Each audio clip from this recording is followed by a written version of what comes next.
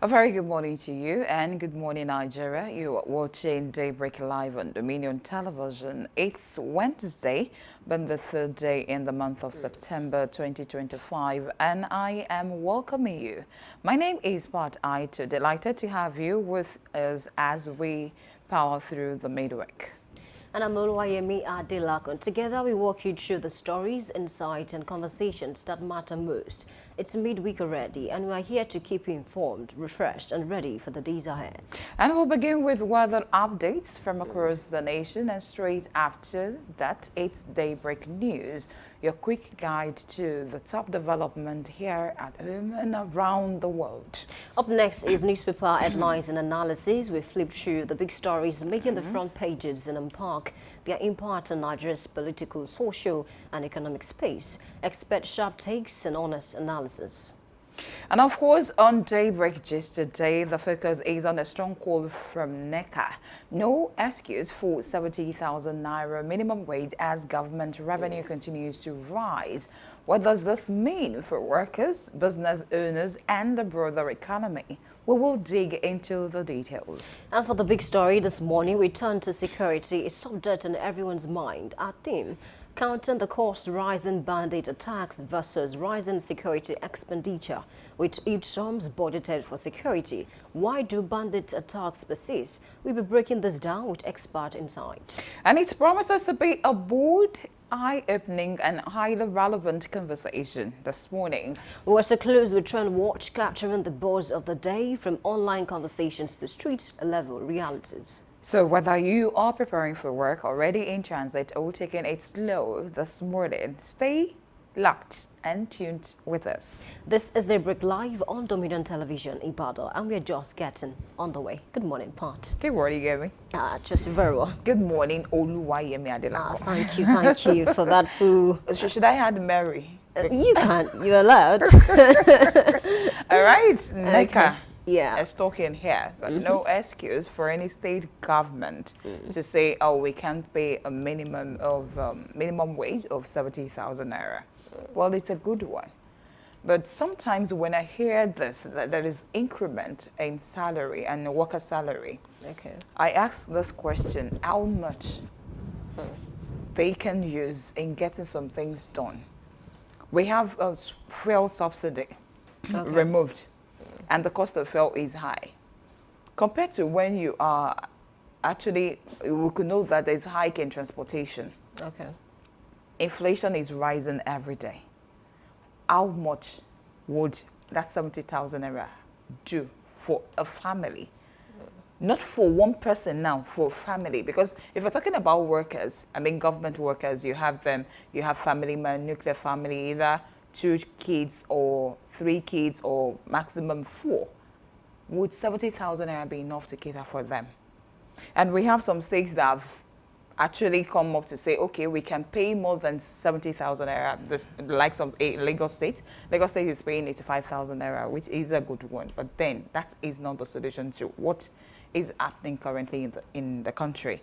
Because I always say something, if we have food in abundance, even if you're paying your workers 30,000 naira, provided the food is in surplus, you will see them being productive. But you're paying them 70,000 naira. The 70,000 naira cannot even survive them till the end of the month. How would you want them to be productive? How would you want them to, okay, you put them on a job, you want them to do it, you want a good result out of it. And this person does not even have food to eat, does not even know how to get to the office. Maybe he or she trekked to the office. The question is not you. Well, NACA is trying, but then it's trying to come out to say, oh, if you say we're going to pay 70,000, any state government is coming to tell us that we can't pay 70,000, oh, we'll fight that. It's okay. But then 70,000 naira cannot cater for any family in this Nigeria of today. Honestly, I think the DG made a very bold point to say that, because of the increase in the inflow of federal government revenue, the state government have no excuse to say that we cannot pay 70,000 or we cannot even add to it. Because in the real sense, what can 70,000 do, looking at this economy? And I think, some state governors are doing quite well in terms the likes of the Imo State Governor, Opuzodima. I think he has increased it to 104,000. And just like a day after, the Ebonyi State Governor also increased to 90,000. Yeah, so those are good, takes. Those are good, initiatives. But really, can we begin to look at, what is really making this amount so low, regardless of how much they increase it to? Just like the cost of fuel. So I think if they can work on reducing that price, if they can crush the price, it will affect a lot of things. It will affect transportation. It will affect the prices of food in the market. It will affect, so how we even pay for some things. A lot of people will become, relaxed. So these are the areas we should look at, in as much as the federal government and the state government are trying to relieve the people of this, intense inflation, really. They should begin to look at, I think it boils down deeply to the federal government. Okay, you remove the subsidy. Do you remember that when the president came on board the first day and he said, subsidy is gone. It's gone. Petrol went from... Honestly, it was really a sad one when I heard the news, and then I went to the filling station, and then things have changed in matter of how many hours. So it's a lot to unpack. On my way coming now, what's it called? A bike man bought a fuel for 4,000 naira, and I'm saying 4.7 something liters, and I began to question, like, honestly, this 4,000 naira that year. If this man have 4,000 naira, I'm sure he's going to buy fuel for 1,000 naira. That is, let's say at the rate of 85 or 90 naira per liter, is going to buy more. But now 4,000 naira could not even get them 5 liters. There was a time that when my dad gives me 1,000 naira to go and buy petrol, I think you buy maybe 5 or 10 liters, you still collect change when I'm coming back. Honestly, we can no longer do that. So I think he made a very bold point to say, can state governors begin to look at how they can actually increase it? Even if fuel is not going to come down anytime soon, can we increase the money so that at least people can actually cater for themselves? And he also said something about the fact that, they should also look at, how the industries work. He made a bold claim to say that, private industry employ more workers than the federal government. And I think he has a very good point. Employing more workers than the state or federal government, fine, he has a good point. But how much are they paying them? There's this Yoruba that will say, Onisha meje miracle. You have somebody that is supposed to do one work, and before you know it, you have a whole lot of work, a whole lot of tax being given to that person. For how much? Fine, kudos to them. Yes, they are employing, but they are employing. What are they giving them? You're giving them peanuts, you're giving them stipend, and you're giving them huge work to do. Workload is much. So we need to balance it. Yes, federal government, state government, you're not employing, then private sector are doing. Not like maybe federal and state government are not employing. He said that he doesn't think, because if you check Google, for instance, Google will tell you the federal and state government employ more. But he's saying, looking at what he has seen over time, that the private institutions employ more workers. And of course, that is why the federal government should really work on actually reducing the price of fuel, because if that can be done, it will help a lot of people. And I think he made a very bold claim. Even they reduce, it still boils down to followers. Some of them will tell you, okay, there was a time the fuel was just going back and forth.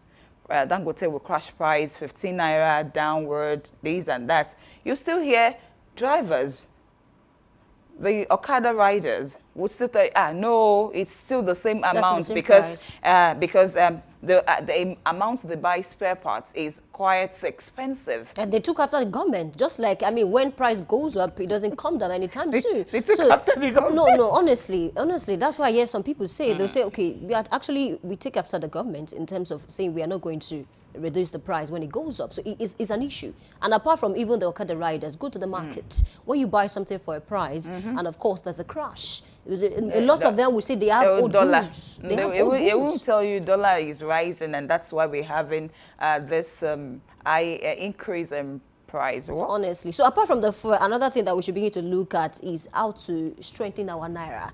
These are the things that affect how we actually buy, things in the market, so we can have good country for everyone, honestly. Well, That's I what think feel. in all hands must be on deck. Leaders, followers, public institutions, private institutions, just to make sure that we live a good life. And we'll be proud to say this is Nigeria.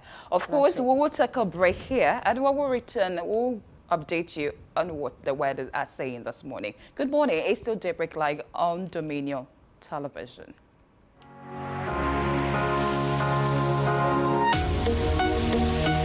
Live from the heart of the action. Welcome to the nerve center of Next Level Broadcasting.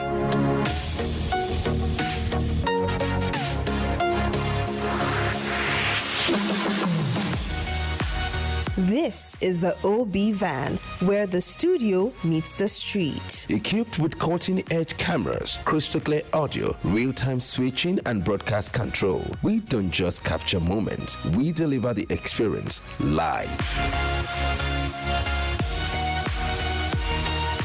Anywhere, anytime, from stadiums to red carpets, breaking news to buzzing festivals, weddings, birthdays, and all sorts of ceremonies. We bring the world to your screen in real time. It's not just a van, it's a complete mobile production house, a command center, a broadcast beast. This is more than a broadcast. This is the OB van difference. Live, loud, limitless.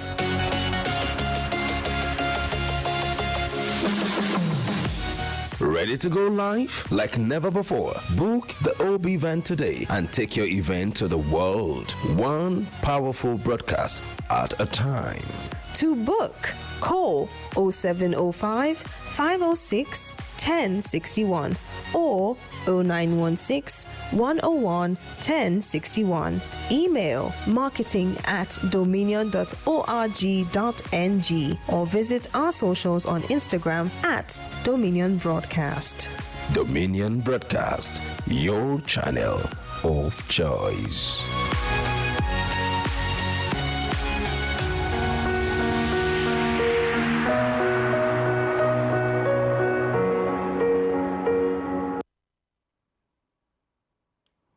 I welcome you back. Thank you for staying with us. It is time to take the weather report this morning. And we start with Enugu, Nigeria. Weather this morning feels like 26 degrees Celsius, mostly cloudy around 15%. Afternoon, 27 degrees Celsius, thunderstorms around 76%. In the evening, 23 degrees Celsius, showers around 43%. And overnight, 23 degrees Celsius, cloudy around 13%. That's what we have this morning for Enugu, Nigeria. And away from Enugu, we'll welcome you to Ibadan. Well, the weather reported saying that this morning it will come with 25 degrees Celsius and mostly cloudy. And of course, in some parts of this, the state, I mean, some areas in Ibadan, it's actually drizzling, and that's of 17%. And in the afternoon, it will be of 28 degrees Celsius, and the showers exist suspected, and that is of 59%. And in the evening, 24 degrees Celsius, mostly cloudy as well, of 17%. And overnight, it will be 23 degrees Celsius, and it's going to be cloudy of 12%. Right, let's cross over to Ogun, Nigeria. Weather feels like 27 degrees Celsius this morning, mostly cloudy, around 14%. Afternoon, 28 degrees Celsius, mostly cloudy, around 19%. And in the evening, it will come down to 25 degrees Celsius, mostly cloudy, around 9%. And overnight, 24 degrees Celsius, cloudy, around 18%. Do well to prepare for that for people who stay around that part of the country, Ogun, Nigeria. All right, from Ogun State, let's move to Sokoto.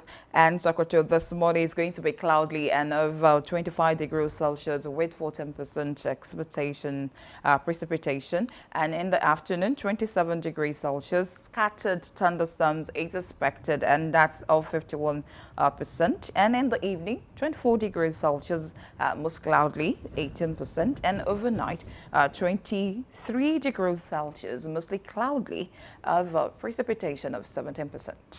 Well, let's cross over to Ondo West Ondo this morning. Weather feels like 25 degrees Celsius, mostly cloudy around 16%. In the afternoon, 27 degrees Celsius, showers around 40%. Please look out for that. In the evening, 23 degrees Celsius, cloudy around 14%. And overnight, 22 degrees Celsius, cloudy around 24%. That's what we have for Ondo this morning. Well, we head straight to Solida in Niger State, and this morning it's going to be cloudy, and that's of 23 degrees Celsius of 21%. And of course, in the afternoon, it will be 26 degrees Celsius and mostly cloudy, and that's of 24%. And in the evening, it will be 23 degrees Celsius. Showers is expected, and that's of 57%. And overnight, it will be 22 degrees Celsius, and light rain is expected, and that of 61%. All right, let's talk about Agbowo, Oyo, Nigeria this morning.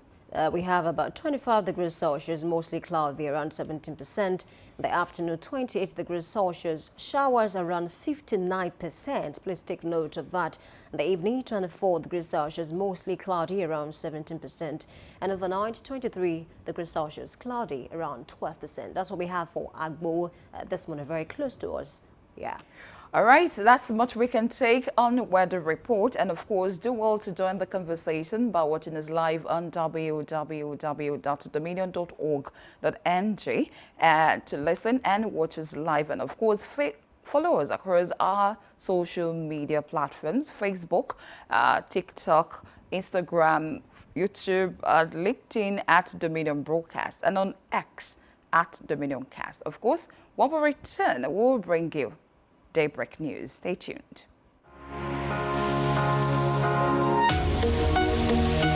Live from the heart of the action. Welcome to the nerve center of Next Level Broadcasting.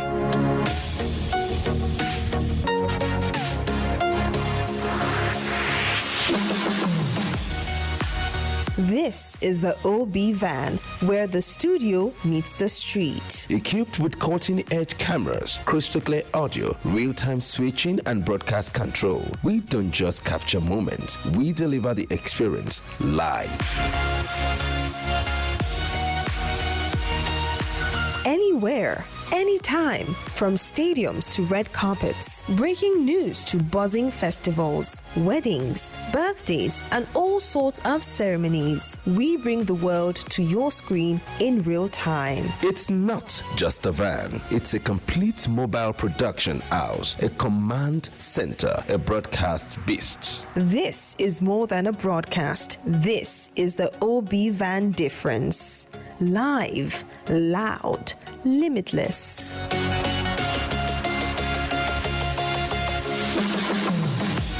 Ready to go live? Like never before. Book the OB van today and take your event to the world. One powerful broadcast at a time. To book, call 0705 506 1061 or 0916 101 1061. Email marketing@dominion.org.ng or visit our socials on Instagram @Dominion Broadcast. Dominion Broadcast, your channel of choice.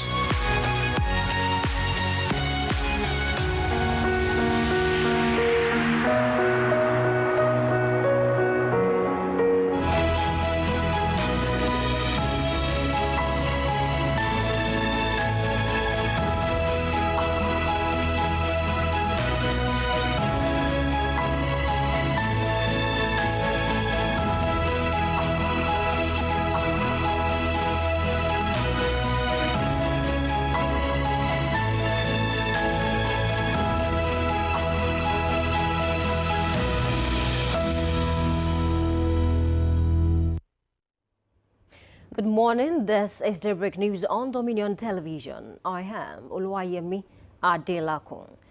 The special advisor to the President on Media and Strategy, Bayo Onanuga, has described those calling for the removal of President Bola Tinubu from office as power-hungry politicians who feel politically displaced. Ononuga spoke against the backdrop of comment of former Kaduna State Governor Nasir El-Rufai that the president will not be re-elected in 2027, accused El-Rufai of being at the forefront of a campaign of removing the president, despite admitting in the past that 4 years was not enough for any leader to deliver meaningful changes. He argued that Tinubu's administration had achieved significant progress within 2 years, citing increased foreign reserves, growth in the stock market, harmonization of the exchange rate, and 4 consecutive months of inflation decline. The Nigerian Safety Investigation Bureau has disclosed that 12 people were injured out of the 583 passengers on board the Asham train that derailed in Abuja. The Director General of the NSIB, Captain Alex Bade, explained that an investigator in charge has been appointed to lead the probe alongside relevant stakeholders, including the Nigerian Railway Corporation, so as to be able to release the final report in 22 days from today. Bade dismissed claims that the trains were not in good condition and said the refund of the ticket fees had been initiated for all passengers on board. He also appealed to the federal government and other stakeholders to address funding shortfalls in order to enhance the Bureau's capacity for thorough investigations and safeguard the lives of Nigerians. The Nigerian Civil Aviation Authority has called on the Economic and Financial Crimes Commission to strengthen its effort in combating economic and financial crimes within the aviation industry. This appeal was made during the visit by NCAA Director General Captain Chris Najomo and his management team. TFCC Executive Chairman Mr. Ola Olukoyede at the Commission's corporate headquarters. Captain Najomo identified certain areas of high-value transactions vulnerable to fraud and money laundering, to which he proposed joint initiatives including training NCAA staff to detect financial red flags, organizing sensitization workshops, and sharing intelligence to enhance oversight. Governors elected on the platform of the People's Democratic Party have responded to Minister of Federal Capital Territory, Nyesom Wike.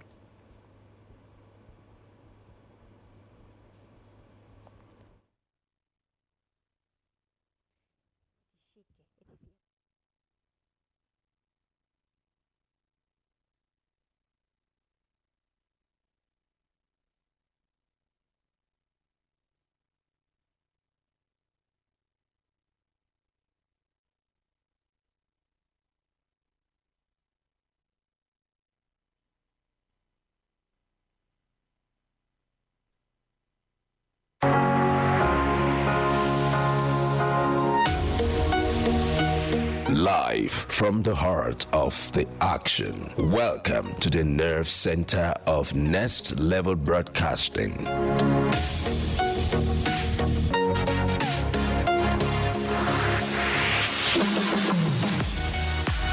This is the OB van, where the studio meets the street. Equipped with cutting-edge cameras, crystal clear audio, real-time switching, and broadcast control, we don't just capture moments, we deliver the experience live. Anywhere, anytime, from stadiums to red carpets, breaking news to buzzing festivals, weddings, birthdays, and all sorts of ceremonies. We bring the world to your screen in real time. It's not just a van, it's a complete mobile production house, a command center, a broadcast beast. This is more than a broadcast. This is the OB van difference. Live, loud, limitless.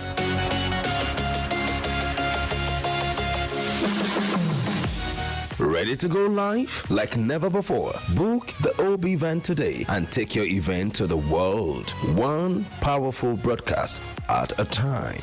To book, call 0705 506 1061 or 0916 101 1061. Email marketing@dominion.org.ng or visit our socials on Instagram @Dominion Broadcast. Dominion Broadcast, your channel of choice.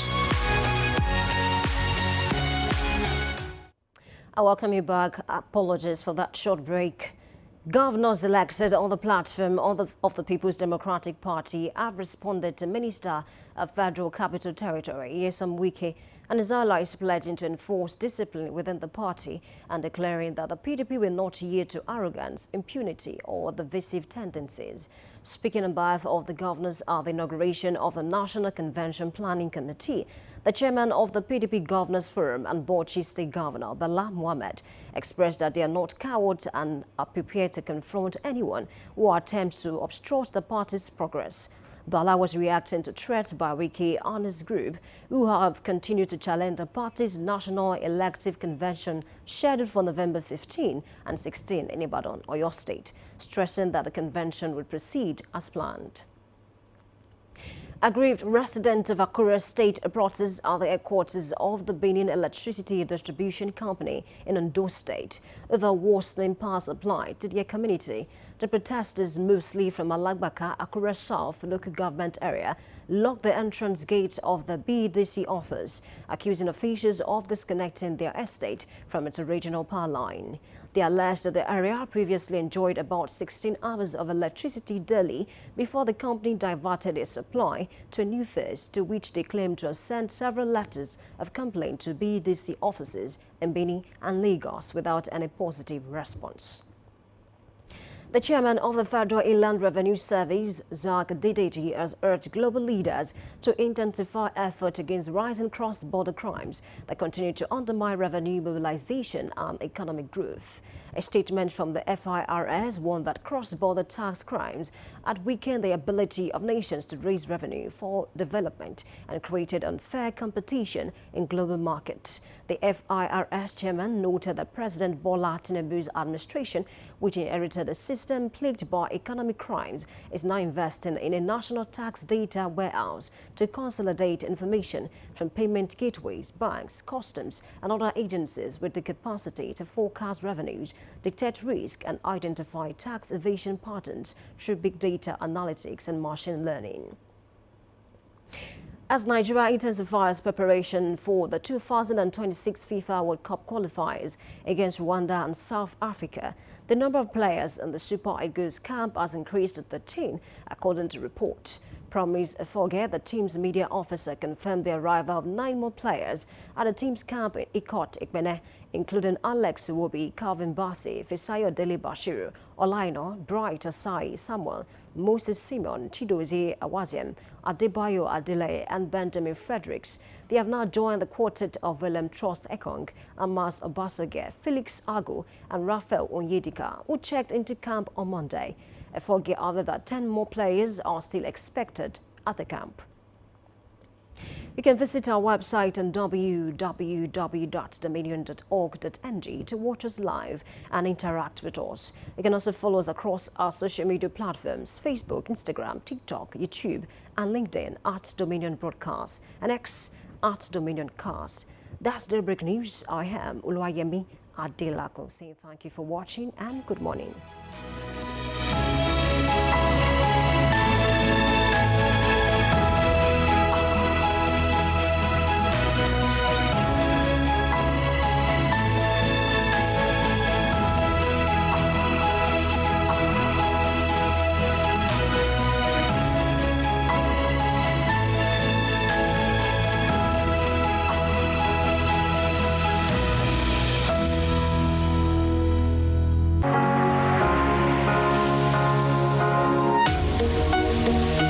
Live from the heart of the action. Welcome to the nerve center of Next Level Broadcasting.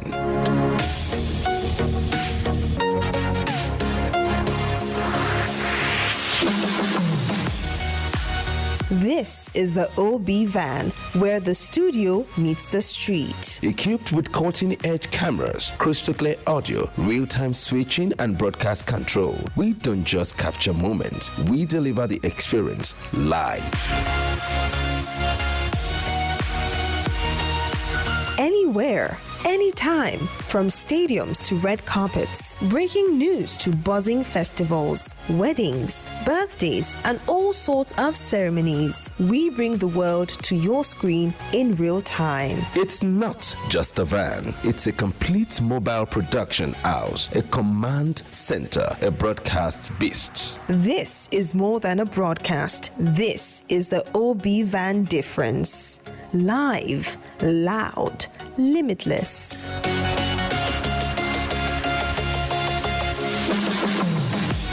Ready to go live like never before? Book the OB Van today and take your event to the world. One powerful broadcast at a time. To book, call 0705 506 1061 or 0916 101 1061. Email marketing@dominion.org.ng or visit our socials on Instagram @Dominion Broadcast. Dominion Broadcast, your channel of choice.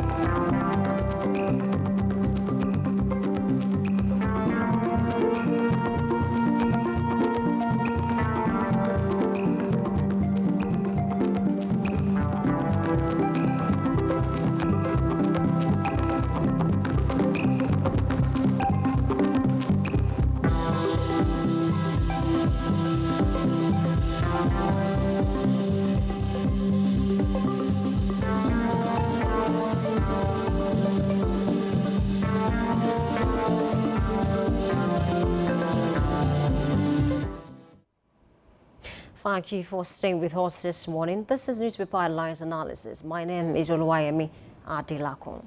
Let's start from The Nation paper this morning. I have the banner headline that says, Tinubu, we have met 2025 revenue target, gain stability. And that headline has as riders, government diversifying to agri, non-oil sector. Abbas Al-Makura lead Buhari's men to pledge support. When I read the story, the president came out to say that, you see, we have met our revenue target and of course we're not going to resort to local borrowing. However, a lot of Nigerians are asking, the contention is really not about borrowing locally, but about international borrowing, like the IMF, like the World Bank, like China, borrowing from China and of course other countries. But in the basin, we have been able to meet our revenue target and of course we've gained stability, consolidated on our economy much more. We don't need to borrow from local outlets again. Away from that story, let's look at this one that says, Shettima to president, I won't take our bond for granted. About a few weeks ago now, running to a month now, we saw a situation whereby some politicians, up north are saying it's possible that the president might drop Shettima, as his deputy come 2027. And a lot of people are saying that is because they don't think the president and Shettima are in a good relationship as of now. But these two individuals have come out to prove Nigerians wrong, that we are cordial regardless of whether we talk about it publicly or not, because we've seen pictures online, we've seen the conversations that are going on across the media outlet, and we do believe that the president and the vice president Kashim Shettima are in good terms and of course are ready to run for 2027 presidential elections. Away from that story, let's also check this one that says, Wike Camp gives condition for PDP convention to hold, and that headline asks its riders, group insists on a Congress rule of law. We can't be intimidated, says Bala Mohammed. That's the Bauchi State governor. I think he's at the forefront of trying to say, Wike, you have no say over how we conduct the convention. You cannot tell us what to do and what not. And of course, it's not just about him or other people that are part of the People's Democratic Party also saying, Wike, you cannot control us. In as much as these people are coming out to say Wike is not the owner of the party, it really does not seem like it, because it appears he has a very strong stronghold on a lot of members of that party, not just members, like the top shot of the People's Democratic Party. The next meeting is expected, the convention is expected to come up November, I think, 15 and 16 in Ibadan. And of course, Wike is saying before that convention can hold, these are certain things that PDP must put in place. However, the members of the party, including Iliya Damagum, are saying Wike has no say over how we conduct the convention, how not to conduct the convention. We look at for how this will play out because just recently a popular lawyer and activist, Deji Adeyanju, came out to say that, PDP is just joking by saying that they cannot hold Wike responsible for anti-party activities until a proper letter has been sent to the Board of Trustees, for instance, or maybe the NEC. So it's a lot to unpack. These people are saying we can undo Wike. However, on the outside, it's not looking like they can actually undo Wike, especially about this convention that is set to hold come November 15 and 16. Is Wike really a stronghold on that party? We get to see. Let's look out for how that convention will play out in Ibadan. Don't also forget that he has not been attending meetings for quite a number of months now. But he still, anytime he talks outside, he recently had a media parley, and he was still saying that, you see, I'm still a member of the PDP, regardless of the fact that I work with APC. Don't also forget that a lot of members, from the APC, even the president at the time, came out to say the door is open to Wike if he wants to come to the party. Just recently, a member of the APC also, opened the doors for me. I'm speaking about the chairman of the APC in Cross River, in Rivers State. He came out to say recently that the door is open for Wike in case he wants to come into the party. Will Wike cross to the APC before the 2027 general election? Let's fold our hands and watch out for how that will play out. Away from the Nation newspaper, let's cross over to Vanguard this morning. They have this headline that says National Convention, PDP draws battle line with Wike's camp. And that headline has its riders. Wike's campsite court orders demands fresh congresses in Anambra, Ebonyi, Southeast, once against macro-zoning of presidential ticket. Others, you can't hold party to ransom. PDP fires back. Wike Autumn fire Sheikh Biazu, others to form faction. Mohammed Fantewi, Wabara, Damagun talk tough. Honestly, this is what led to the failure of PDP in 2023 presidential elections. And it appears if care is not taken, they might make the same mistake, because now that the presidency has been zoned to the south, why is Wike still complaining about a lot of things? These are the questions that Wike himself should answer. Should he attend that convention, which I doubt is going to attend, come November 15 and 16? Away from that headline, let's also check this one that says states have no excuse not to pay beyond 70,000 naira minimum wage. That's coming from NECA. And of course, he said that because of the high inflow that is going to the state governors, they have no right to say, or no excuse at all to say we cannot pay beyond 70,000 naira because of the bite in inflation, the increase on the price of fuel, and a whole lot of other things. Even the naira, is so weak at this time. Away from that headline, let's also check this one that says visa overstay. US, UK ramp up warnings may ban violators. I also read a build-up story to this that says that, if care is not taken, the United States might start, sending people away, from their country once their visa, expires. And it's a lot to unpack. I think this is where the government should step in to see how they can actually undo this matter, regardless of the fact that Nigeria is an African country. And of course, US, is a very popular country, a good one, and they are doing very well. I still think we can have a conversation about this. Things that can better the lives of Nigerians over there. Away from that headline, let's also check this one that says we've met our revenue target, no longer borrowing from domestic banks. That's coming from Tinubu. I spoke about that a few minutes ago. I just saying the conversation is not really about borrowing from domestic banks, but about international banks, international countries, foreign countries. Allow me put it that way. And so that is what Nigerians are complaining about. Don't forget, just recently, I think the Senate approved about $21 billion to be borrowed because we are not doing so well with the oil. And of course, our budget is dependent on that oil. And so it's an issue to look at this morning. I believe if time permits us, we might actually touch that story. Away from that, let's check what's going on the Guardian newspaper. I have this headline that says Dangote refinery export first gasoline cargo to the United States. Speaking of Dangote, before he actually came up with this with his refinery. A lot of Nigerians, were not sure if this would help ease the burden of Nigerians. So a lot of complaints here and there. But over the years, over the months, I think Dangote is doing so well. To portrayals, outside of this country, even to relieve the people of the price of fuel, even though the marketers have complained so bitterly about some of the decision that he takes without, consulting with them first. But from that story, let's also check this one that says ADC accuses Tinubu of nepotism as Atiku decries rising insecurity. Just recently, I read a story where the former VP of this country, Atiku Abubakar, said that ever since Tinubu came in, about 10,000 Nigerians have lost their lives over insecurity and banditry across the country. And then Benue comes up like the first when it comes to all the states that have been going through issues of terrorism and banditry. And 10,000 people died, really. I think it's more than that. But I don't know why Atiku Abubakar we actually, decide to use 10,000 Nigerians, because over time, if you look at the numbers of persons that have died in Benue State alone, let's not even talk about Kaduna. Kwara State is going through it at the moment. And you wonder, the government is pumping a lot of money into the security sector. Why are we not seeing changes? There's a lot to unpack. Let's leave the story and, of course, check this on that says opposition seeks legal redress for Rivers local government poll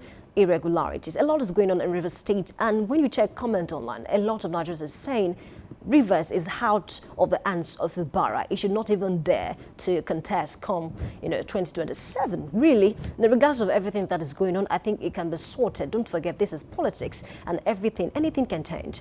And this game, it's a game. And of course, I do hope that now Fubara and of course his principal Nyesom Wike found a way to settle their differences, and local government election was conducted. And there was even a kind of brag coming from the party chairman of the APC of Rivers State, and they said that they decided not to contest or fight candidates in 3 major areas because they consider those areas as stronghold of the PDP. Don't forget that the APC won 20 out of the 23, and it's a lot to unpack, really. Is PDP still the owner of that state? Do we still have a sitting governor? Don't forget, Fubara even lost his own local government. Rivers State is a lot, to unpack, honestly. I do hope that we can talk about that if time permits us this morning.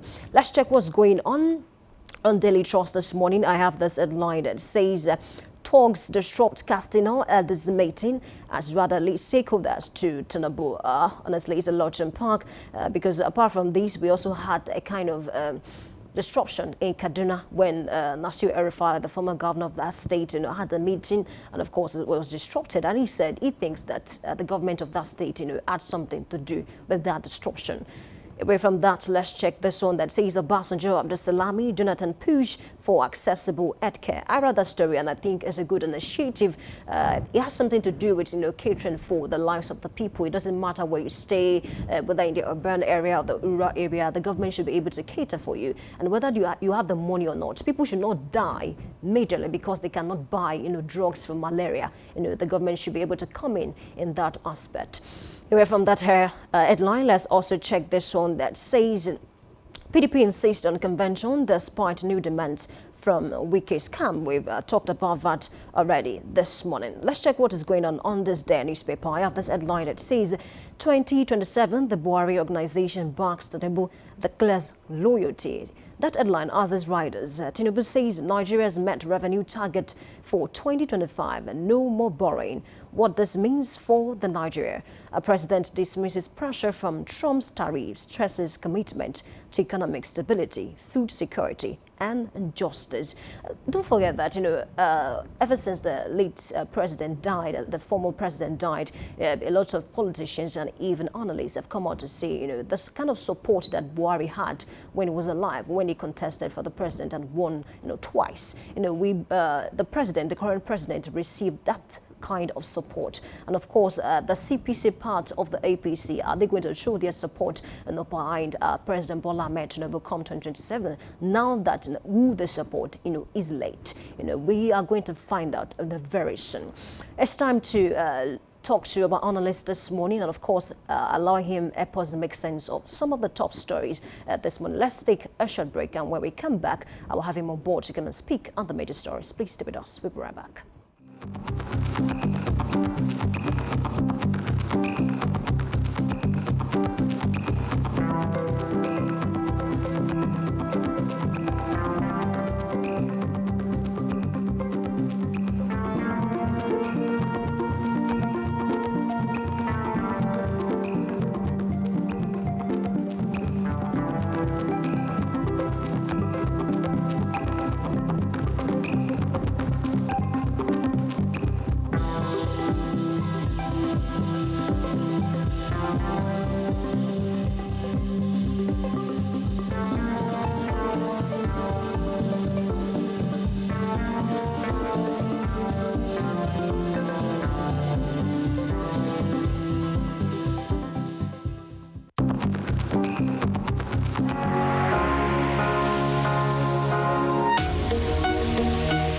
Live from the heart of the action. Welcome to the nerve center of Next Level Broadcasting.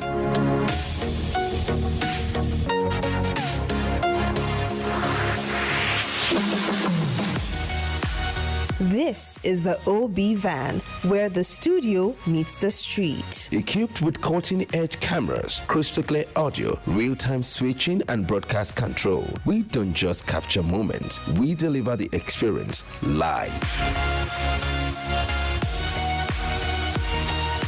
Anywhere, anytime, from stadiums to red carpets, breaking news to buzzing festivals, weddings, birthdays, and all sorts of ceremonies. We bring the world to your screen in real time. It's not just a van, it's a complete mobile production house, a command center, a broadcast beast. This is more than a broadcast. This is the OB van difference. Live, loud, limitless.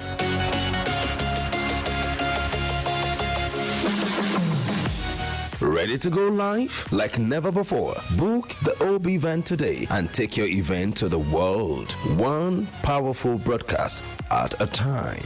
To book, call 0705 506 1061 or 0916 101 1061.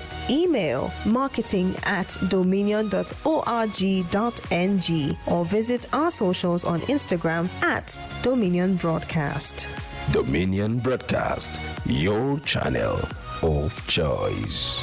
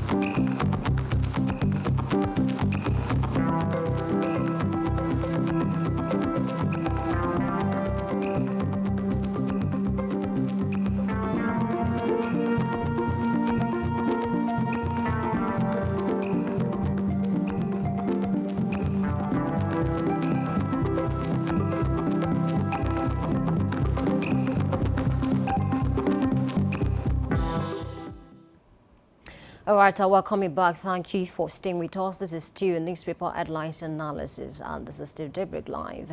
And of course, I have with me this morning my analyst in person of Barrister Felusho Alapo. Are you there?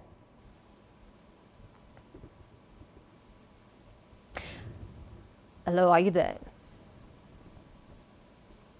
Okay, I think I have him on board now. Barrister, good morning.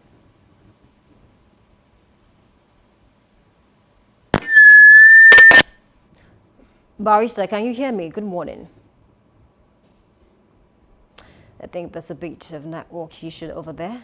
Let's continue before I have Barrister on board with me this morning.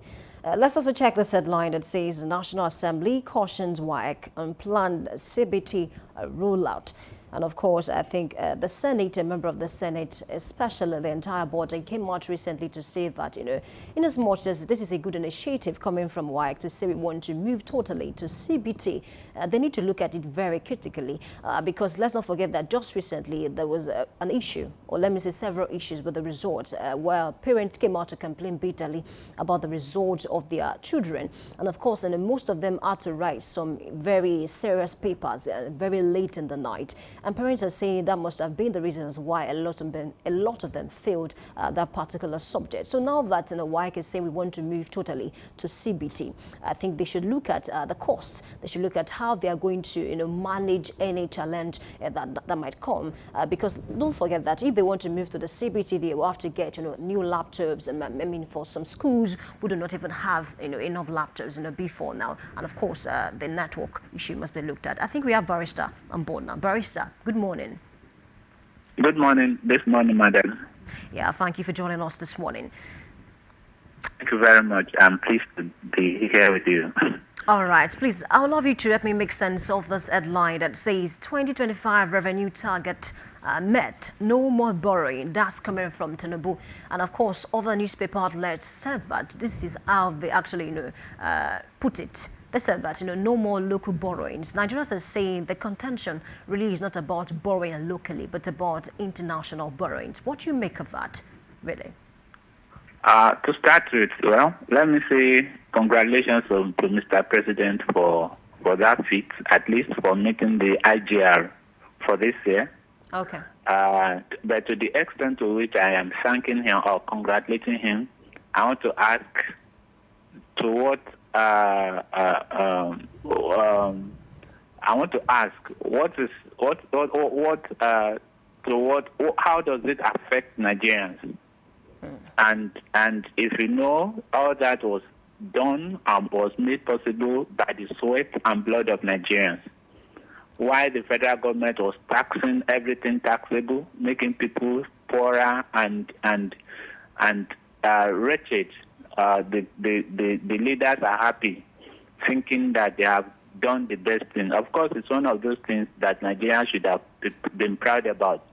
But at what expense? Yes, that's what I want to ask. At what expense? Okay. Was that was that achieved? That is one. And you have to understand the fact that why this administration, when they took off the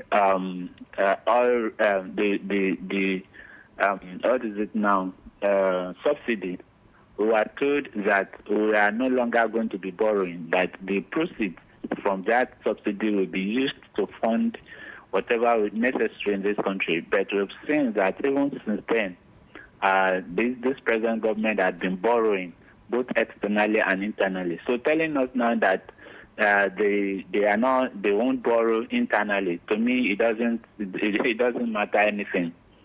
I think what they should have done is to tell Nigerians that, okay, because we are able to achieve this through your sweat and blood, so we are going to give a tax holiday so that at least for the rest of this year you enjoy yourself without paying tax.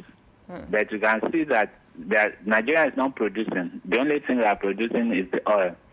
And Mr. President said all those things did not come only from oil. It comes from every other things, non-oil export and whatever. So including tax. So if Nigerians have to pay from their nose to get government working, then to that extent, government need to sacrifice from their nose to enjoy that Nigerians should enjoy.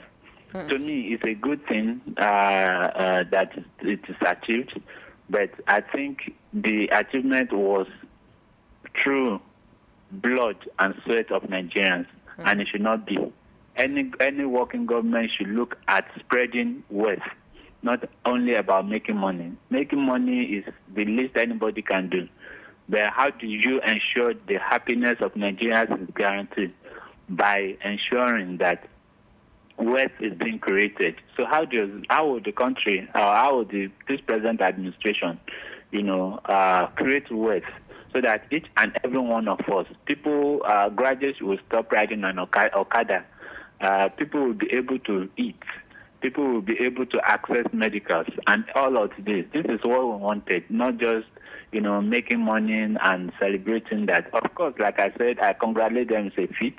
At least I don't think we've achieved such a thing, even for some time now, by successful government. But of course, to what extent have Nigerians have to pay for that?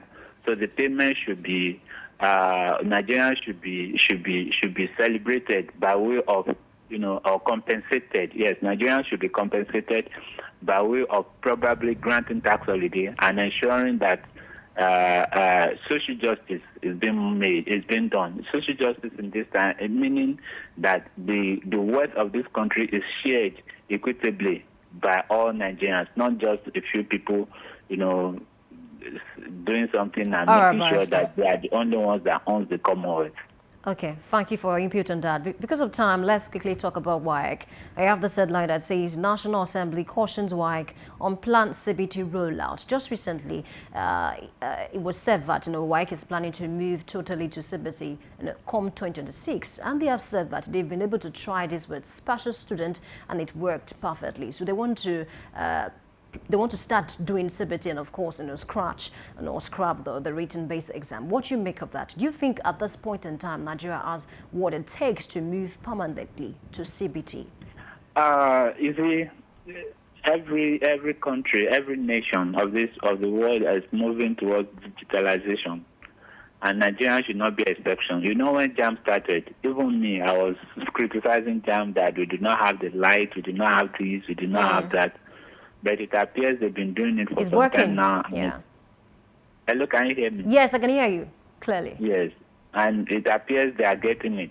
So, of course, there will be feeding problems, even in the beginning. But at least, shutting them down, I don't think is the best way to go, especially regarding the fact that nations of this world are moving away from manual. So, if we are stuck with manual, then how are we developing? And that goes to the extent of how to develop the human capital of this country to be at par or to be on the same page with every other human knowledge economy of every other country. So if like what the National Assembly said to me, I don't think it's okay. What they should have done is to hasten the federal government to ensure that there is power. Government should do something that at least should do immediate thing to be done, or probably they give them some time. Okay, let us see, because of WAEC is not only done in urban centers, it's done in the villages. So when I did my WAEC in those days, my hometown doesn't have a electricity. Of course, we have now, but then. So, and there are several villages today that may not even have electricity. So maybe what the National Assembly should have done is to, have a sit-at-it with the federal government on how to ensure there's power in those places, in everywhere, so that when candidates will not be inconvenienced even into traveling to other places to take their exams because of digitalization. Barrister, sorry to quote you. Don't you think the National Assembly is worried or concerned because of the last WAEC result, where a lot of parents, came out to complain bitterly about the result of their children? Of course they should, but shutting it down is not a perfect solution. JAM 2 had issues with its system. And even the registrar JAM have to cry, an old man crying publicly. It's not something that is easy. But shutting it down, that's what I'm saying. And like I said, there will be teething problem in the beginning, but that doesn't mean we should shut it down. Okay. A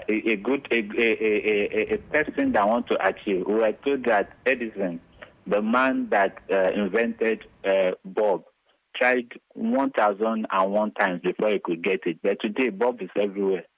So assuming he stated he did it one time and just left, maybe today we may not have light.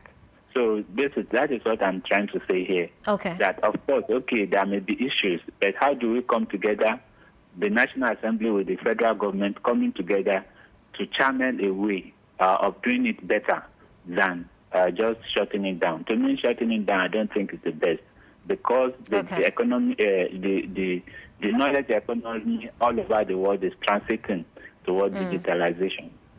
All right, thank you. Let's talk about Wike. Wike is always in the news, especially since he came on board as the Minister of FCT, if not with Rivers State. it must be with Fubara. If not with Fubara, it must be because of the APC or members of the PDP, or maybe with the FCT. And now Wike camp, is demanding that, before that convention, slated for November 15 and 16 in Ibadan, certain things must be put in place. And the likes of, the governor of Bauchi State and a whole lot of PDP members, the big shot, are saying Wike has no right whatsoever to decide or tell them what to do or what not.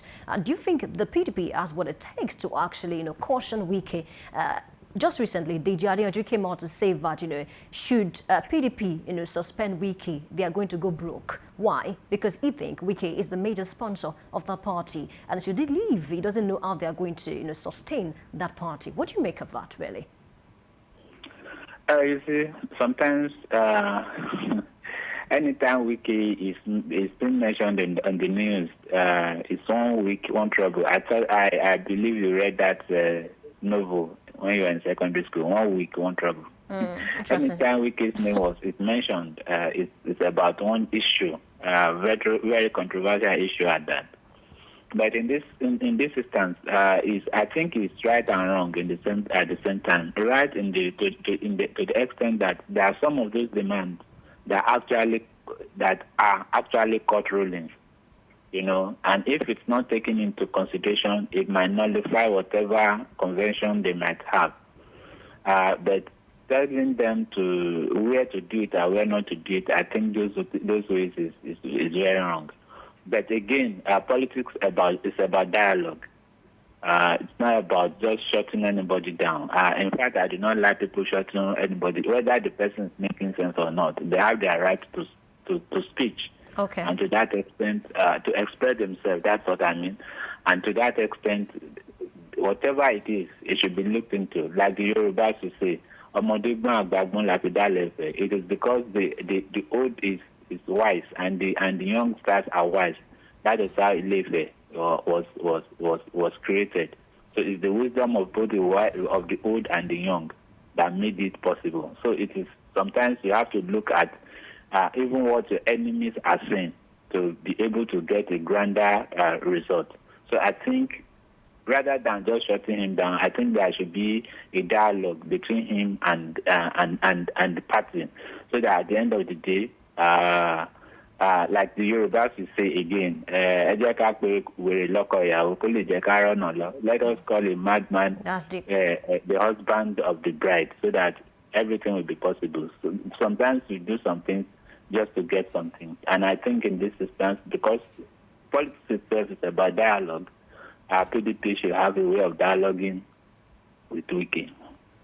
All right, thank you for your input on that. Let's look at this headline that says, if you overstay your visa, we'll deport you, UK tells foreign students. And I think this is one to look out for, because apart from the UK, even the United States, a lot of Nigerians, even African students over there, are complaining about how their scholarship funds have been slashed. And now the UK is saying, if you overstay your visa, we are going to deport you. Do you think, about a few months now, there's been this, tense relationship, between the United States and, of course, some African countries? Let me even be more direct, Nigeria, and even the UK, which Nigeria as a country. What do you think is causing all of it, really? Well, it's unfortunate that Nigeria has to come to this, to this level. Okay. Nigeria is the bride of countries before. Nigerians travel to UK, US, even the first world countries without visa. In fact, they want them to come, and especially during the First Republic. But how do we come to this pass? How do we come to this situation where even some of our friends, the friends of the countries, are now threatening us? I think Nigeria need to be reborn. Like Professor Chino Achebe said in his book, there was a country. The country Nigeria is dead. So it has to be rebirth, reborn. Or to people we have to just wake him up, because to me all these things usually saddens me, and it doesn't speak well of us. So Okay. I think that we need a conference, a sovereign conference, where we're going to discuss this country, the economy, the politics, everything that pertains to this country. Because when the foundation is faulty, what would the builder do? Okay, Or Barrister. what will the Russians do? So it appears the country is faulted today. And except unless we rebuild it, then to that extent, even countries like Cote d'Ivoire and the Republic of Benin may even be threatening our citizens about deportation. And this That's is very serious. wrong. I remember when we were even contributing monies for the survival or independence of some African countries. I think I contributed when I was in secondary school. Even insecurity. Nigeria used to be part of some country that helped Yes, some African yes. countries come out So of insecurity. Can you imagine?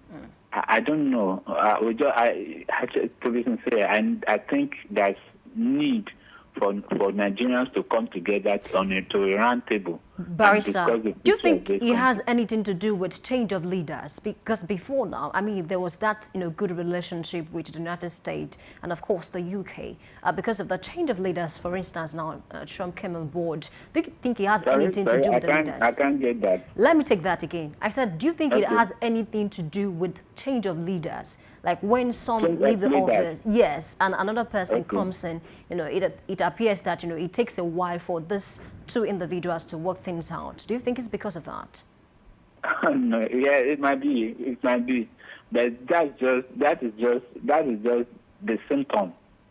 How do I put it? That's just maybe when somebody has malaria, there will be a symptom to that. Okay. But the underground thing that causes malaria is not the symptom. It is something else, maybe mosquito or whatever.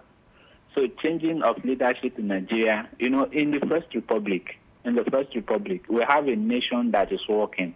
We have a nation that is economically brilliant, and Nigeria was called giant in the sun then. Giant in the sun. Today we become giant of Africa, and from giant of Africa to giant of West Africa. Even Ghana, sorry to cut you, there was a time Ghana was referred to as the Black Star, really. So you Yes. begin to wonder, Yes. do they still answer So that you name? see- Yes. So you can see that it is not really the symptom. It is the basic, the foundation. So how do we murder or kill the First Republic Nigeria? That each of the zones each of the regions were working, even as quote independent countries in an independent country. Okay. Let me say independent nation in an independent country. If we achieve that today, we see that every other thing will change automatically. So, but if we are still running a unitarized federalism, then to that extent, things will not go well. And again, like you said, the changing of leadership, like I said, is a symptom. Because even the political parties themselves do not have an ideology. They don't have internal democracy. So somebody will just sit down somewhere and appoint somebody. You are going to be the Senate, to be in the Senate. You are going to House of Reps. You are going to be Councillor. You in a democratic society, and that is why politicians will just stand up one day and say somebody will not win election. How did they know that? Are they the ones that are going to vote? Just So like sometimes- Nasir El-Rufai came out to say the current president will come third, in the 2017 Yes, elections. Can you imagine? So you can see something is wrong somewhere, and until we get those right, then countries and little ones and bigger ones will continue to threaten us with deportation. If Nigeria is working, Nigerians will not have a reason traveling around. Because when Nigeria was Nigeria, in fact, people have been begged to travel. I remember I watched a movie and I confirmed that in those days, in the First Republic, university students are given money to travel outside Nigeria, and they can decide not to travel. They beg them because they said traveling is part of education, so they want them to access the world so that they can get something, they can know something. But today, many students have to cook. It's luxury now, intense luxury now, honestly, traveling outside of the country. Even people are running away, even to work in those places that they don't even want to go before. If you go to Benin Republic, if you go to Cote d'Ivoire, if you go to even Cape Verde, all those places, even Libya, even places that war is raging on today. You find Nigerians there and trying to do one thing or the other. So why are we running away from our country if the country is good? So I'm not blaming Nigerians for this, because Nigeria that we have, that Nigeria that was created and given to Nigerians before the colonialists left, had been killed. And that was why Chinua Achebe said there was a country. That country is dead. So we need to awaken it. We need a new Nigeria, a Nigeria that is built on trust, hope, and equality, where everyone will be equal before the law. Not that somebody will commit an offense, the next day they give him an ambassador, and another person will commit that same offense, and within a few hours they take him to court. I think that are not the best things for this country, and all these foreign countries are looking at us and are laughing at us. Don't also forget that recently a Canadian court referred to the APC and PDP as terrorist groups. Do you think all of these things are factors? And the court gives its reason for that they behave like terrorists during elections. Because to them, they can't understand why people should be killing each other because they want a position. Ordinarily, people in those places, go into politics because they want to serve. But people in our clients go into politics because of the Commonwealth, so that they be nearer and or it will be in their pocket. And that is why people will be suffering and couldn't eat and wouldn't be able to do anything. And the government is proud they have achieved very much, even when people are dying every day, dropping dead. You cannot go to your friend today as a middle class person. You needed only 5,000. He said, please give me 5,000 that I will give you later. Because that person doesn't even have 1 naira. So by the time, before you finish your 5,000, he's even asking you to give 1,000. So and that is everywhere. We are just, I don't know, like Nigerians are being reduced to nothing. So until and unless we look at the foundation of this country, it will continue to go like that. The next administration will not be better than the former one. It's not a cause. I said that even before Jonathan was. Don't you think there's hasty submission? Hello? I said, don't you think that is hasty submission? Because you really cannot tell the person that would change the entire thing for this country. Really. There's nobody that's going to change it, because the country is designed to behave the way it's behaving. Really? Except and unless we approve this type of constitution, the centralized system of federation. The system of government. That we are having. It is the foundation, like I said. Leaders use those laws to come in. So it is not about anybody. If the law is drafted in a way and it is enforced in a way that is suitable to everyone, that we, the people of Nigeria, actually give ourselves these laws, they will never give ourselves the 1999 Constitution. It is the military that gave it. In fact, it was a decree. Even the 1999 Constitution, the majority of that Constitution was taken from 1979. Over 70% of 1979 was emptied into 1999. So these are the issues. Of course, I understand that. But that doesn't give him the autonomy. Yes, autonomy. Okay. Autonomy, sovereignty comes from the people. The 1979 Constitution has been suspended and killed by the military in 1983. To that extent, it is no longer law. So if you are going to have another constitution, and that is why at every stage of democracy, we are having new constitutions. At the time, the 1963 Constitution was suspended by the military in 1966. So we got another constitution when we want to go into democracy in 1979. In 1989, when Ibrahim Babangida's tenure and was trying to do his own type of democracy, that was the 1989 Constitution. I still have a copy of it in my library. Then 1999 came, because that one didn't work.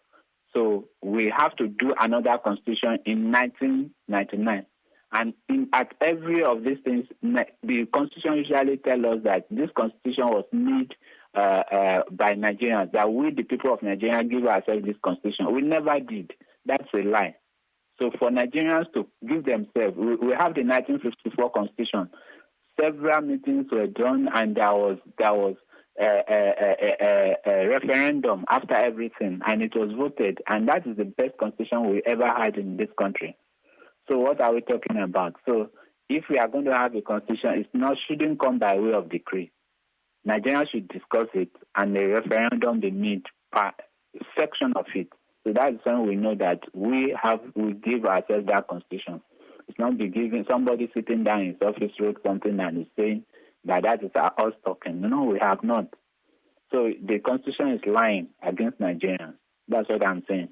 So, and to that extent, and it's not our constitution. Okay, apart from the constitution, Barrister, apart from the constitution, should we not also look at the system of government? Because the one that we adopted, after the military rule really is not, is international. It's not, a lot of persons have, said that this is not homegrown, and that is the reason why we are having all of these issues, that it doesn't really matter who comes up as the president of the country. It still might not work. Even if you bring the best president in the world to come and rule Nigeria, it still might fail because of the system of government. Because Obafemi Awolowo once said that, when you adopt a foreign system of government and you don't domesticate, it will have issues. There will be issues. Do you think, apart from the constitution, we also have issues with the system of government that we run as a country? Exactly what I'm saying. Without the constitution, you cannot have a system of government. Okay. It's the constitution that gives the system of government we are going to run. The 1963 constitution, Republican constitution, gave us the parliamentary system of government. And in 1979, we turned 360 and adopted the U.S. type of government, presidential system, where only one person is the executive president, okay, having all the power of this country in his pocket, and he can sit down anywhere he is and be giving orders like a military officer. It won't. It can't work. Nigeria is a very big country made up of about 250 or 350 ethnic groups, and with different cultures and traditions. These have to be taken into consideration before any government can work in this country. So when we were doing the parliamentary system of government, the legislatures were on part-time. Can you imagine? They have their work. So, but they have to go into it was on part-time, so they just receive a sitting allowance. Okay. Today, do you know how much our legislatures take home every day? And it's a full-time job too. And that is notwithstanding that they have to just sit about 118 days in a year. So you can imagine all these things, goes to the root of why this country is not working.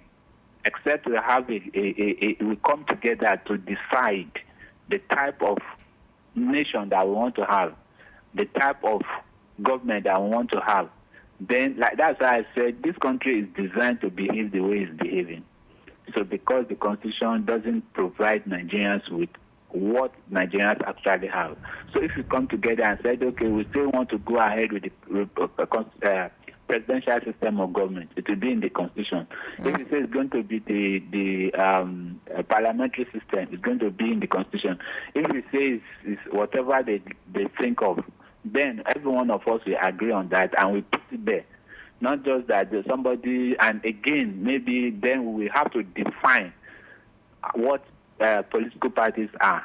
And political parties should not be just an association of money bags.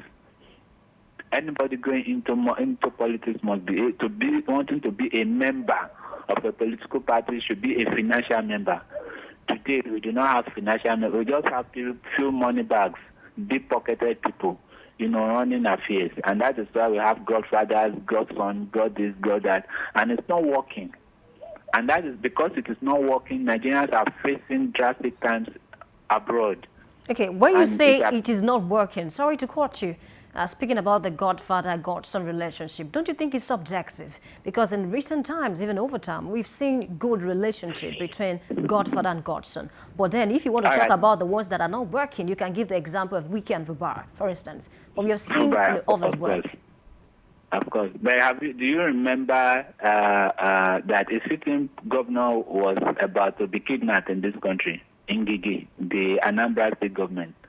governor then was about to be kidnapped by his godfather, Ifeanyi Ubah. Okay. You remember that? Okay. That's why I said it's subjective. We've seen some that have worked, still working. Yes. There's none of them that is working. The godson governor have to take orders from the godfather before anything. You see, you are going to be there, but I'm going to have about 16 commissioners, commissioner for health, commissioner for finance, commissioner for local government, commissioner for this. So is that you working? It's just a pawn in the hand of God. They are just pawns in the hand of godfathers. It's not working. If you want to work, and that is why good people, I'm not saying those there now are not good. Okay, let me put it this way. That's why technocrats are not going into politics, because they know that they will be dirtied. So politics is a dirty game in Nigeria. They will be dirty. They might even be killed. You remember one Daramola from Ekiti that came from World Bank to wanting to contest governorship in Ekiti State. It was murdered. To today, they never knew. We never found out. The government never found out who killed him. You remember Funsho Williams of Lagos? To today, we never knew. You remember a whole lot of them. Our own even Bola Ige, the minister for justice, was just killed like that. Nothing happened. So what are you talking about? So how will technocrat, people that knows what to do, come into it? People are afraid for their lives. And can you blame them? No. So godfatherism is not democratic. Of course, there's a way it might work if you have a country, that have if you have political parties that have ideologies. Today, majority of APC members are from PDP.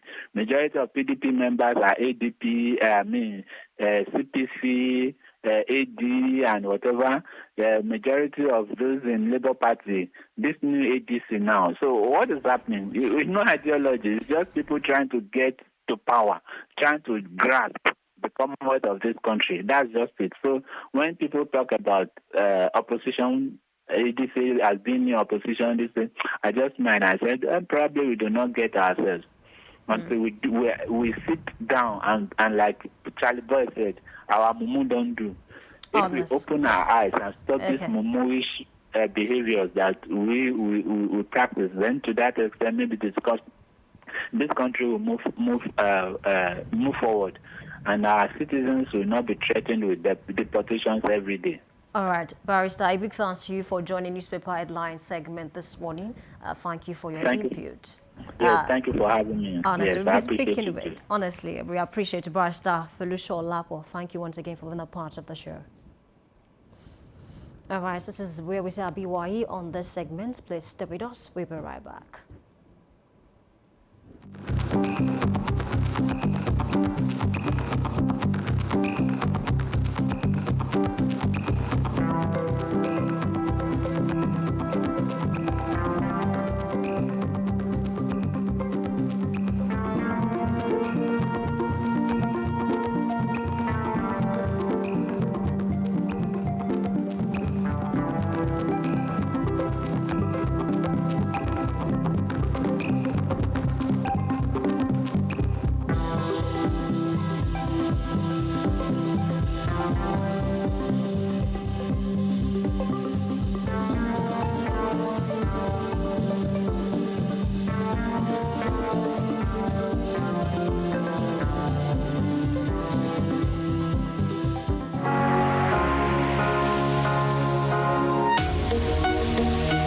Live from the heart of the action. Welcome to the nerve center of Next Level Broadcasting.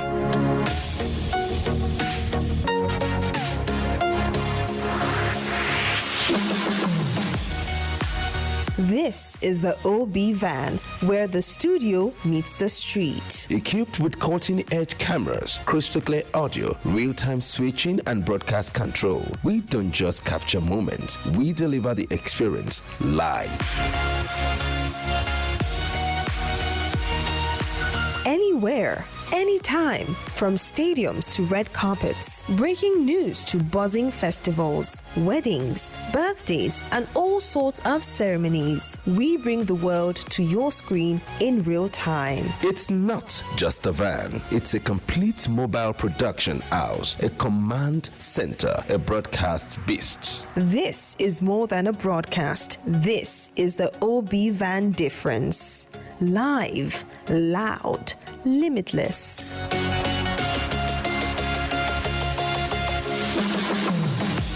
Ready to go live? Like never before. Book the OB Van today and take your event to the world. One powerful broadcast at a time.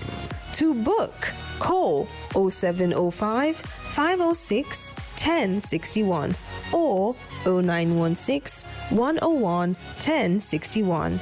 Email marketing@dominion.org.ng or visit our socials on Instagram @Dominion Broadcast. Dominion Broadcast, your channel of choice.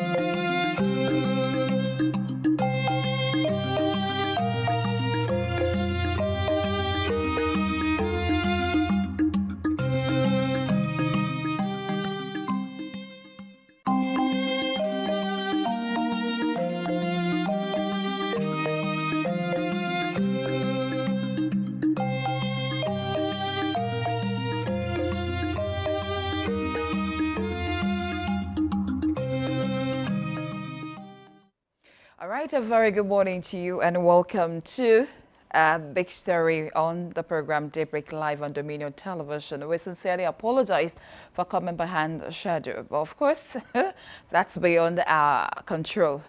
This is where we step beyond the headlines to interrogate the pressing issues shaping Nigeria's reality. I am Pat Aito. Thank you for joining us. Well, we'll be joined by Oluwaseun Oluwole on the phone this morning to talk about counting the cost and rising bandit attack versus rising security expenditure. And of course, I'm sure he's very available to do that with us. And today we turn the spotlight on insecurity and government spending. Nigeria's security budget runs into trillions of naira annually. Yet, communities across the country continue to suffer devastating bandit attacks. The figures don't seem to add up.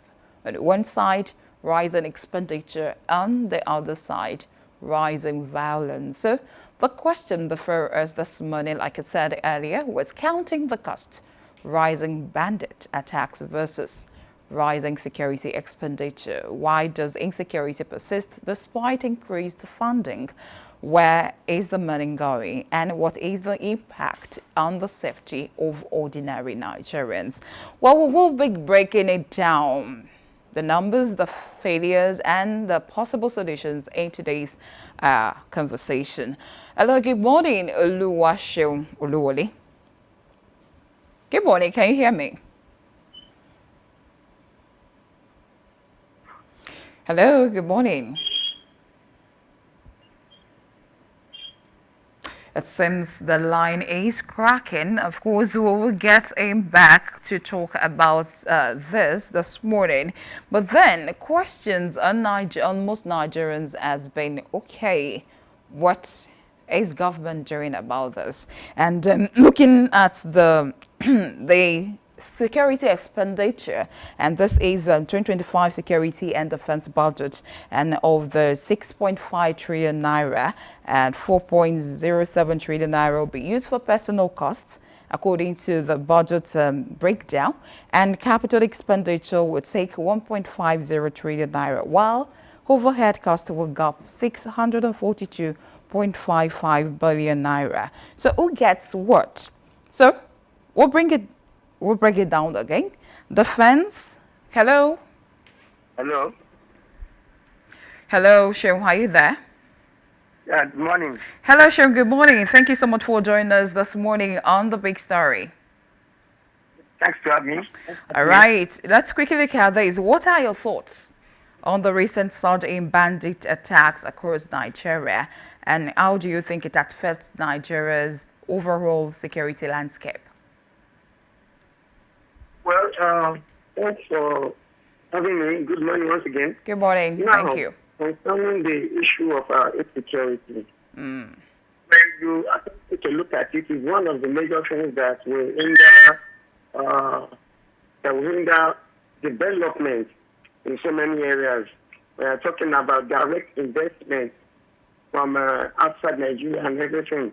It actually affects us there in the area of investment coming from outside Nigeria. Now, having so much to do all over the months and years and weeks, we've been talking about investment in the area of insecurity, while some of the governors themselves have been crying out. But to me, a lot is being spent and that has been allocated in the area of insecurity. All But right. one question that will always come to my mind is, are we actually channeling these funds? To the Are right. we actually channeling our intelligence gathering? Are we channeling it to the right place, to the right source? Or is it that we don't have the mechanisms or the machinery to work with? Over the years, we've been buying weapons, buying these, buying that, but nevertheless, we are still lagging behind these terrorist banditry attacks, and we are still having it in large scales. I think there's something we are not doing right. Maybe it is because of our intelligence gathering, or what, or where and where we are channeling our strength towards. That has always been a very good question to me, if you ask me, in the area of insecurity, and which is it has actually affected the landscape of Nigeria itself.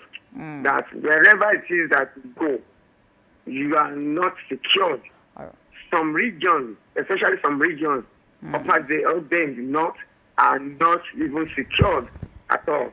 So I still think it depends on intelligence gathering and how we are outsourcing our intelligence security apparatus. That's it. All right, Shem, before we got connected to you, I was actually bringing it down. I mean, the 2025 security and defense budget, of which 6.57 trillion naira and 4.07 trillion naira will be used for personal cost. And capital expenditure would take 1.50 trillion naira, while overhead cost will go up 642.55 billion naira. So now, breaking it down, defense will have 3.10 trillion naira, while Ministry of Police Affairs will have 1.31 trillion naira. Interior, that's talking about immigration and civil defense, will go up 1.1 trillion naira, and National Security Advisor will go up to 690.84 billion naira, and service-wide votes of 638.34 billion naira. And Police Service Commission, that's PSC, is having 2.56 billion naira. So going about the breakdown, what are your thoughts on rising security expenditure in Nigeria? And do you think it's justified given the current security challenges in the country? Yeah.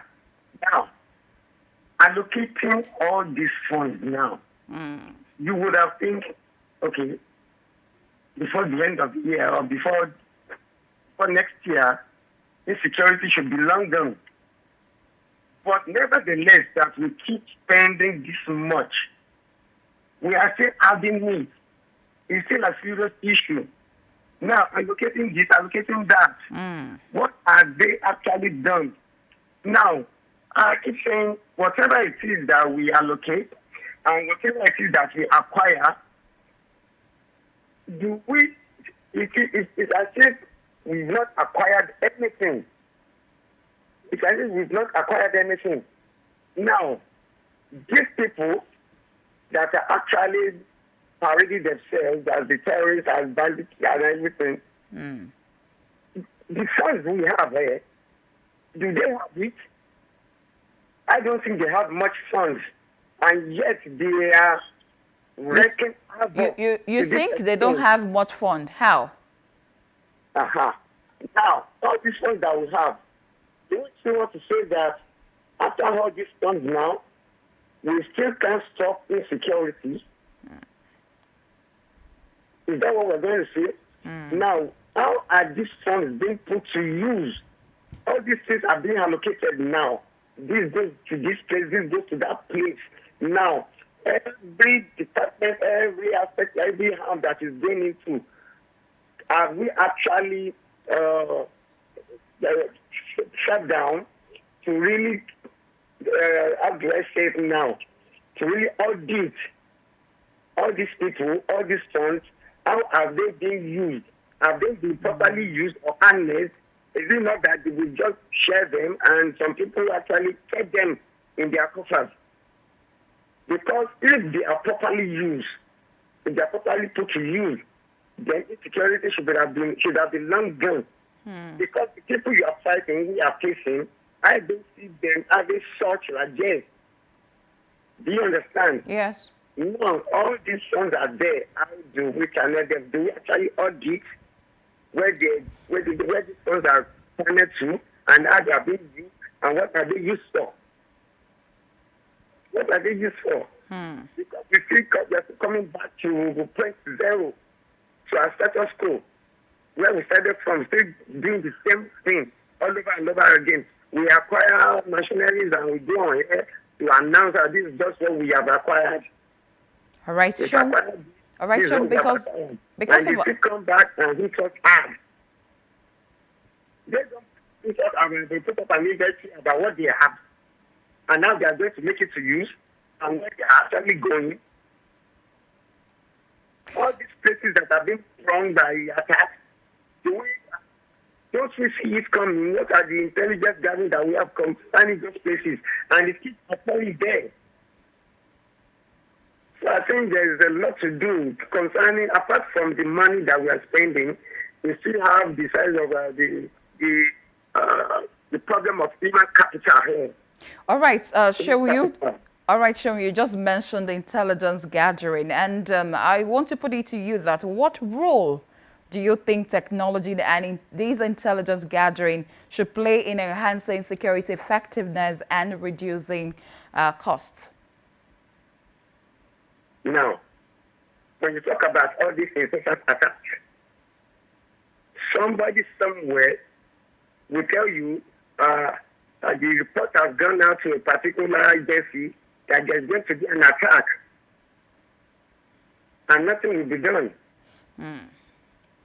When you, I don't know what to say now, but I think our structure, the structure of our force, should have a unit, and I think they do have it, that has to do with intelligence gathering among the people in the rural areas. There should be outstations, outposts that can stem from little attacks. Okay, these are the places that are prone to attack, and to this, to that, we have others here, we have farmers here. What are the apparatus that are put in place to make sure we don't have clashes, to make sure that we don't have attacks, people don't attack them, or they don't attack such communities? In some areas you will see, and you won't even see any security personnel. Then I think it has to do with, we still have to go back to the issue of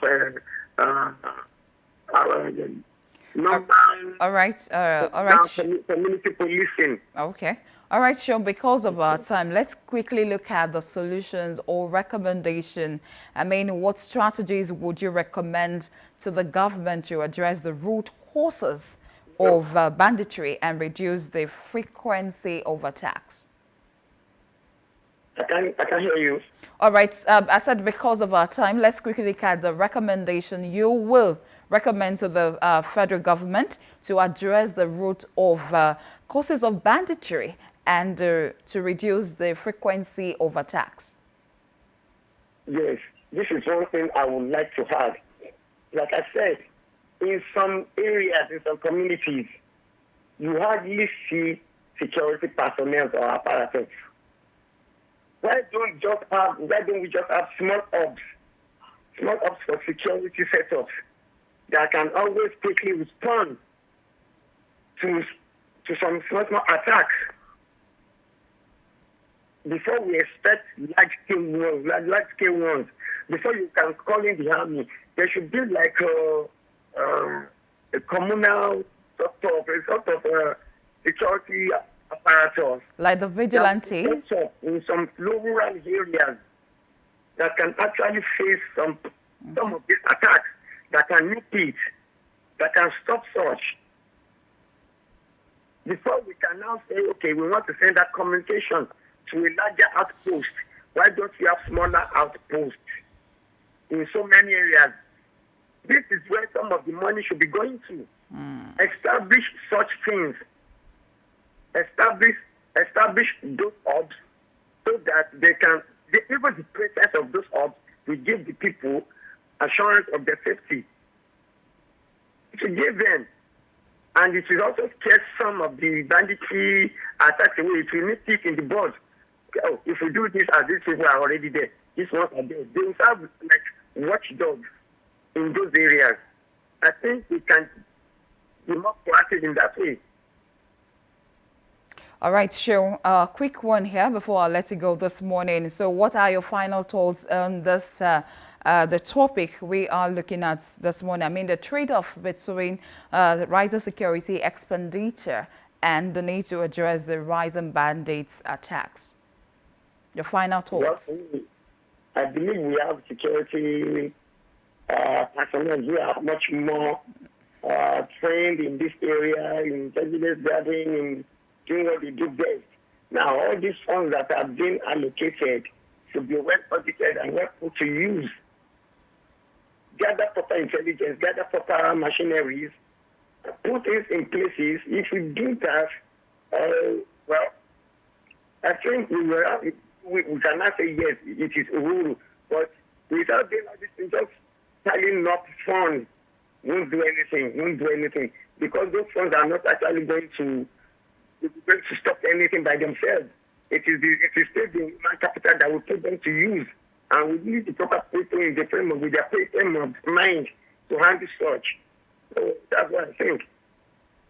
All right, thank you so much, Shehu Oluwole. Thanks for having me once again, for sharing your thoughts on the topic, counting the costs and rising bandit attacks versus rising security expenditure. Thank you so much for joining us this morning. All right, do have a great day. Well, the Nigerian government must live up to its responsibility enshrined in Section 14, subsection 2B of the 1999 Nigerian Constitution, which states that the security and welfare of the people shall be the primary purpose of the government. And that is the big story on the program Daybreak Live on Dominion Television. What we have seen is clear. More money does not always mean more security. Until tomorrow, when we'll come your way again. Thank you so much for being part of the show. Good morning.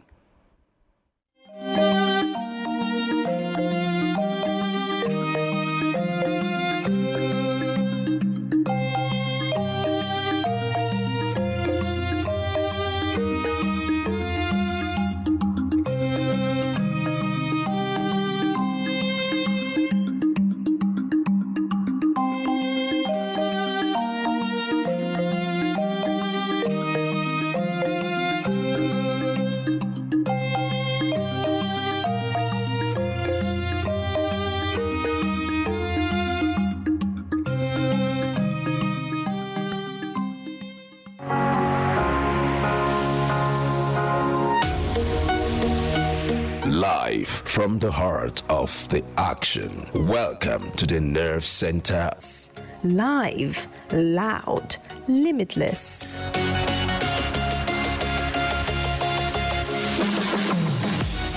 Ready to go live like never before? Book the OB event today and take your event to the world. One powerful broadcast at a time. To book, call 0705 506 1061 or 0916 101 1061. Email marketing@dominion.org.ng or visit our socials on Instagram @Dominion Broadcast. Dominion Broadcast, your channel of choice.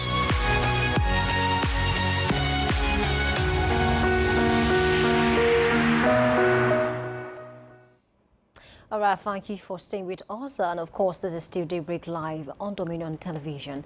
And this is where we take you through what's trending online, and we call it Trend Watch. I'm not alone, and of course, Pat Aito is still here. She was there. I came back. All right, well We're done. both here. Yeah, definitely. All right. Well, what's trending this morning? We have this one coming from, they're saying, but we are not saying it. Okay. I mean, I don't know if Yemi is saying it, or Anu is saying it, or Shitsu, or Toby. You don't want to guess my response. I don't want to guess. They said the Naira is waxing stronger against the dollar, but Atiku Peter Obi and El Rufai won't celebrate. President Tinubu's spokesperson, Bayo Ononuga. Hands off.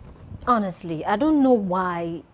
These people, they don't know that we have access to, what has been going on in the country for years. Because They I don't care recall, about you having access. What they care about is they talk about it, and you feel it, you don't feel it. Take it, It's hook, line, and sinker. Because it's a palaver, not theirs. when I saw the story, I was shocked because in 2023, before, And that's why I'm saying maybe not you, maybe Anu or Shitsu or Okay. Toby. okay. Maybe they can testify to this, that, oh, it's true, I changed money I wish yesterday. those people you mentioned have a right of reply on this matter, but unfortunately they cannot. I will Or speak it's on their behalf. laughing, but a lot is happening. Honestly. We are not seeing this. It's not reflecting in our economy. Even this, Naira that he says is waxing strong, I'm not seeing how that is, working. Because when the President Bola Ahmed Tinubu came on board, before he came on board, Naira was around 460, 470. When he came in, he moved, like, I don't know, with speed of light, and to 500, 500 plus, 600, 700. And currently, Naira is around 100 and I think 1,515 naira or so. So I don't know why we come out to say the naira is Well, waxing strong let me against the just dollar, read more on honestly. Bayo Ononuga's, and Bayo is saying it's a salutary development for the Nigerian economy. The Tinubu reforms are making foreigners have faith in the Naira. The almighty US dollar is not the ultimate king here. The Naira is waxing stronger as an international means of exchange. I also buy something. I don't want to talk more. I think it's his job as a spokesperson, yeah, to make the government look Okay, good no because matter what, but then he should will leave know that- that, he will leave we that have position one day. receipt. We have receipt. There are certain things that you don't say because Nigerians will question it. I don't know why he came out to say this, but definitely should understand that No, we are not going to it's allow just this. passing Mr. President at the back. Naira is not Opa. waxing. It's not even near it, honestly, because Naira when it Well, came we in, have the was not up comments. to Let's quickly 500. look at the comments here, because Okay. if we keep on talking about this, that pains too much with this one. All right, Milky 07 is saying same Naira I met at 400 per dollar. Exactly. I really don't know what this.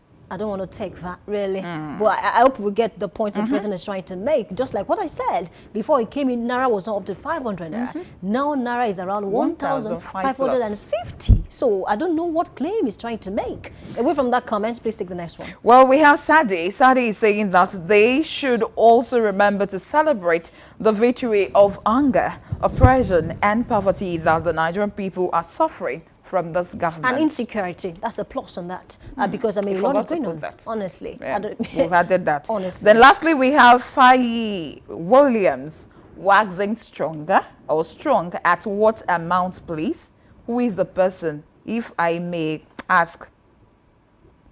If I may ask B at 1,000. The person is trying to ask, if I may ask, 1,550 naira is waxing against what? Honestly, I think he needs to retract his statement by saying the naira is waxing stronger. Retract. It's not going to happen, but that should be what should happen. I mean, in a normal country. You see, I asked you. In a normal country. I know your name is Mary, so Mother of Jesus, you can as well intercede for us so that Bayo Oduga can. No. This is not about prayer. It's about what humans should do to tackle the matter. We should not mix spirituality with what But in this part of the country that we found ourselves, we always believe prayer can do things. No, I think as journalists, it's our duty to inform the people that there are certain things that are only prayer. Honestly, this is what humans should do. Humans can handle this matter. We don't expect God to come and change or come and make Narawa stronger for us when we have people who can actually watch that they are not even praying at all, and they are doing well. Don't get me wrong, prayer is good. Prayer is good, but I'm saying that it is not priority in their country, and they are doing good. They are producing. Honestly, I think it's a fine place to leave it, just to clarify that prayer is a good thing, but then there are certain things that we should not expect prayer to do for us, where we have people on ground that can do that. I think it's a fine place to leave it this morning on Daybreak Live on Dominion Television. My name is Oluwayemi Adelakun. Please do well to join us same time tomorrow, 7 a.m. to 9 a.m. We promise to bring you more interesting stories, similar ones to this one, tomorrow, honestly. All right, remember to follow us across our social media platform, Facebook, YouTube, TikTok, LinkedIn, and Instagram at Dominion Broadcast, and on X at Dominion Cast. And of course, you can watch us and listen to us live on www.dominion.org.ng. Of course, this is where we'll be saying our BYE. Thank you so much for being part of the show this morning. My name is Pat Aito. Have a good day.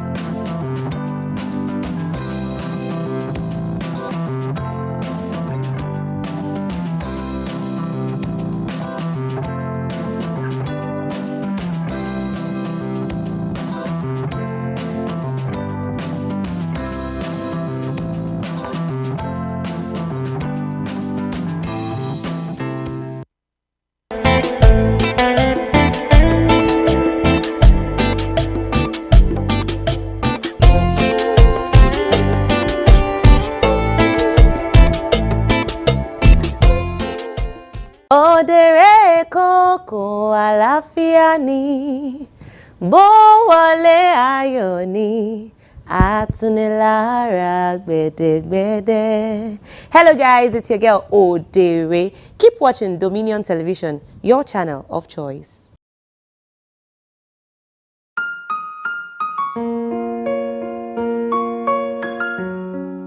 Grapes are versatile fruits that grow on vines and come in various shapes and colors, including green, red, and purple. They can be enjoyed fresh, dried into raisins, or transformed into juice and wine. Packed with antioxidant, vitamin C, and potassium, grapes offer a wealth of nutritional benefits. Incorporating grapes into your diet can greatly enhance your overall health due to their rich array of vitamins, minerals, and antioxidants. Here are some key benefits of grapes. It supports cardiovascular health. Grapes provide a significant source of potassium, which helps in regulating blood pressure. Additionally, the presence of antioxidants like resveratrol may offer protective effects against heart disease, making grapes an excellent addition to a heart-healthy diet. It promotes eye health. With antioxidants such as lutein and zeaxanthin, grapes contribute to better eye health. These compounds may help shield against conditions like cataract and age-related macular degeneration, supporting long-term vision. It aids in cancer prevention. Certain compounds found in grapes, including resveratrol and other polyphenols, have demonstrated potential in laboratory and animal studies for inhibiting cancer cell growth. This makes grapes a valuable fruit to consider in a cancer prevention strategy. It enhances digestive health. The fiber